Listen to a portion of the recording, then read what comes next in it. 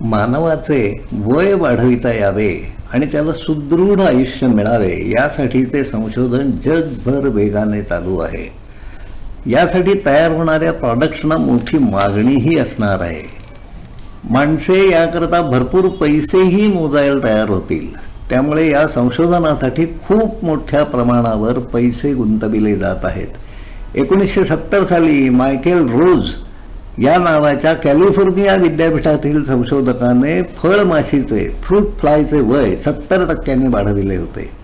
1991 साली कोलोराडो विद्यापीठातील Thomas Johnson याने नेमॅटोड या जंताचे वय 110% वाढवणारा जीन शोधला होता. सजीवांना वार्धक्य काय येते हे शोधणारे जीन शोधण्याचे प्रयत्न अनेक शाळांतून होत आहेत. वार्धक्यासाठीचे जीन शोधून आणि जीन थेरपीची तंत्रे वापरून मानवी आयुष्यात वाढ करणे शक्य होणार आहे.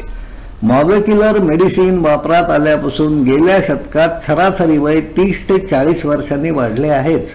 पेशींना अमरत्व करून देण्याचे आणि अँटी एजिंग ड्रग्ज तयार करण्याचे प्रयोग चालू आहेत. जेनेटिक इंजिनिअरिंगच्या क्षेत्रात नवीन प्रयोग होत आहेत.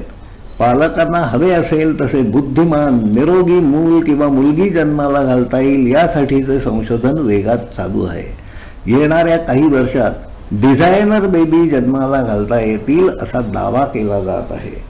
मुलामध्ये कोणते गुण असावेत, त्याचा रंग कोणता असावा याची निवडही पालक करू शकतील. हे शक्य होईल किंवा होणार नाही, पण त्या दिशेने संशोधन मात्र चालू आहे.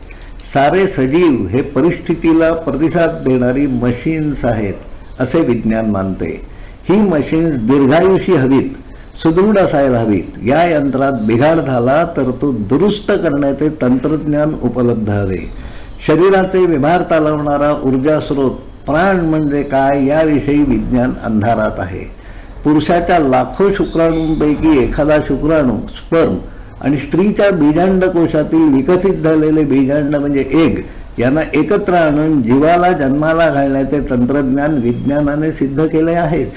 पण शुक्राणू किंवा बीजांड म्हणजे मूळ पेशी कशी निर्माण होते याचे गूढ अद्याप तरी उकललेले नाही. निसर्ग नियमाने पेशी एकत्र येऊन जीवनाचा ओघ वाहण्याची सुरुवात होते. विज्ञानाला निसर्गाची रहस्ये जाणून घ्यायची आहेत.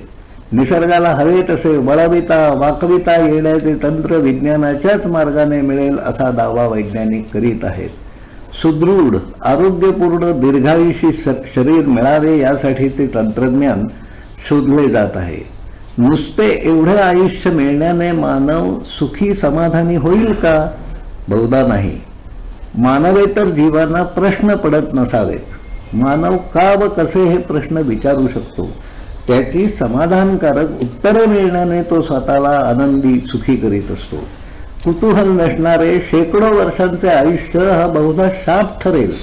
150 वर्षांचे आयुष्य लाभल्यानंतरही तेच प्रश्न माणसांना विचारावे लागतील जे अनादी काळापासून पुन्हा पुन्हा विचारण्यात आले आहेत.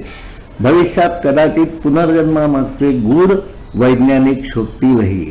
त्याच्यासाठी आपण त्यांना शुभेच्छा देऊया. धन्यवाद.